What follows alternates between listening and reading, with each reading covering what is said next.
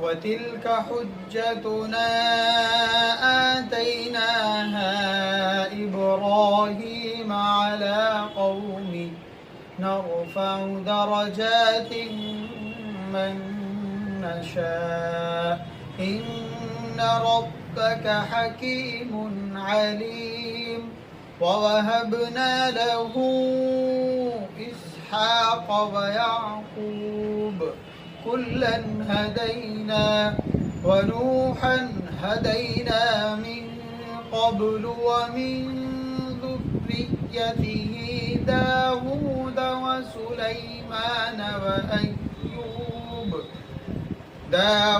وسليمان وأيوب ويوسف وموسى وهارون وكذلك نجزي المحسنين.